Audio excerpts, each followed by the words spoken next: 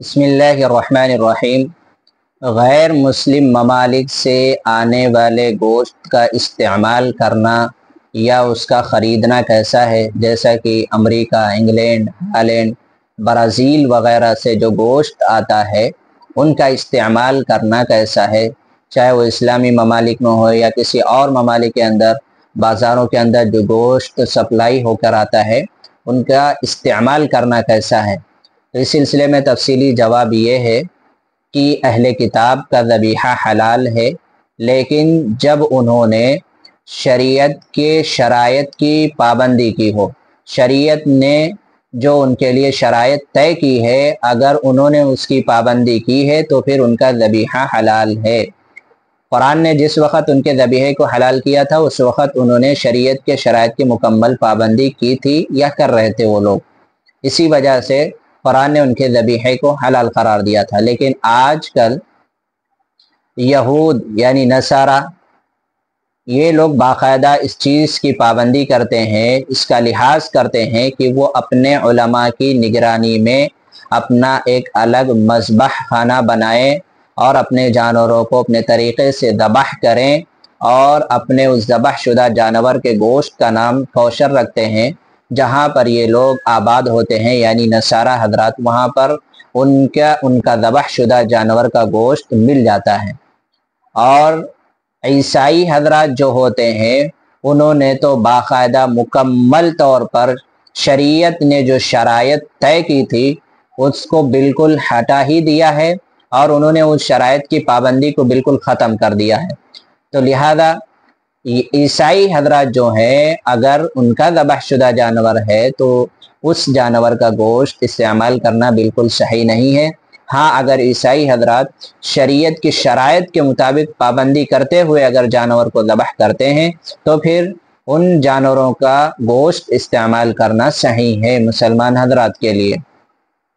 رہی بات نصارہ کے ذبح شدہ جانور، جو ذبح شدہ جانور ہیں ان کے گوشت کے استعمال کی، تو اس سلسلے میں کئی وجوہات ہیں جو ان کے گوشت، ان کے ذبح شدہ جانور کے گوشت کے استعمال سے روکتی ہے۔ سب سے پہلی وجہ یہ ہے کہ جو غیر مسلم ممالک ہیں وہاں پر صرف یہودی ہی آباد نہیں ہے، نصارہ ہی آباد نہیں ہے، بلکہ اور بہت سارے فرقے، بہت سارے مذاہب کے لوگ وہاں پر آباد ہیں، جیسا کہ آتش پرست ہے، اسی طریقے سے دہریہ ہیں، مادہ پرست ہیں، بہت سارے مذاہب کے لوگ آباد ہیں۔ تو اس چیز کا پتہ کرنا بہت مشکل ہے کہ اس کو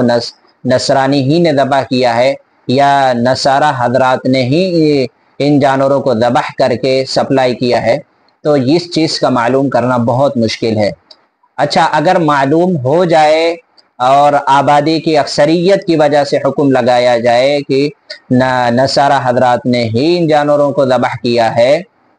تو پھر یہ بات بہت زیادہ مشکل ہو جاتی ہے کہ آج کل کے زمانے کے اندر بہت سارے نصرانی ایسے ہیں جو خدا تعالیٰ کے وجود کے منکر ہیں، خدا تعالیٰ کے وجود کے منکر ہے، جو اس کائنات کے بنانے والے کے وجود کے منکر ہیں۔ وہ کہتے ہیں کہ خدا تعالیٰ کا وجود نہیں ہے۔ اگر اس طرح کے نصرانی نے ذبح کیا ہے تو پھر اس کا ذبیحہ حلال نہیں ہے۔ لیکن اگر یہ معلوم ہو جائے نہیں حقیقتاً وہ خدا تعالیٰ کے وجود کا منکر نہیں ہے، ایسے نصرانی نے ذبح کیا ہے، اگر یہ معلوم بھی ہو جائے تو پھر آگے یہ مسئلہ پیش آ جاتا ہے کہ جو نصرانی حضرات ہیں، نصارہ حضرات ہیں، آج کل وہ لوگ ذبیحہ کرتے وقت شریعت نے جو شرائط طے کی ہے، جو پابندیاں متعین کی ہے، اس کے مطابق بالکل ذبیحہ نہیں کرتے ہیں وہ لوگ، بلکہ گلا گھونٹ کر کے جانور کو مار دیتے یا اور بھی کوئی مشتبہ چیز اختیار کر کے جانور کو وہ لوگ ذبح کر دیتے ہیں، جانور کو مار دیتے ہیں، اور اس طریقے کے جانور کا استعمال کرنا، اس کا گوشت استعمال کرنا صحیح نہیں ہے۔ اچھا، اگر یہ بات بھی معلوم ہو جائے کہ انہوں نے شریعت کی شرائط کے مطابق ذبیحہ کیا ہے تو پھر مسئلہ یہ ہے، اور یہ بات یقینی طور پر ہے کہ نصارہ حضرات بھی جانور کو ذبح کرتے وقت اللہ کا نام نہیں لیتے ہیں، تسمیہ کو اختیار نہیں کرتے ہیں وہ لوگ جانور کو ذبح کرتے وقت۔ حالانکہ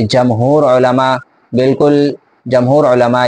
یہ فرماتے ہیں کہ اگر کوئی نصرانی ہو تو اس کو بھی ذبح کرتے وقت اللہ کا نام لینا جانور پر ضروری ہے، ورنہ اس کا بھی ذبیحہ حلال نہیں ہوگا۔ تو یہ لوگ بھی جانور کو ذبح کرتے وقت اللہ کا نام نہیں لیتے ہیں، اس لیے جو نصرانی حضرات ہیں ان کا بھی ذبیحہ بالکل حلال نہیں ہے۔ اللہ کے نبی علیہ السلام نے فرمایا، حضرت عدی بن حاتم کی روایت ہے، اللہ کے نبی نے فرمایا کہ گوشت کے اندر حرمت اصل ہے، اگر اس کے حلت کو ثابت کرنا ہے تو پھر اس کے اندر بھی دلیل ہونی چاہیے۔ تو اسی لیے جو یہودی حضرات ہیں یا عیسائی حضرات ہیں، ان دونوں کا ذبیحہ آج کل کے زمانے کے اعتبار سے بالکل بھی حلال نہیں ہے۔ واللہ اعلم بالصواب۔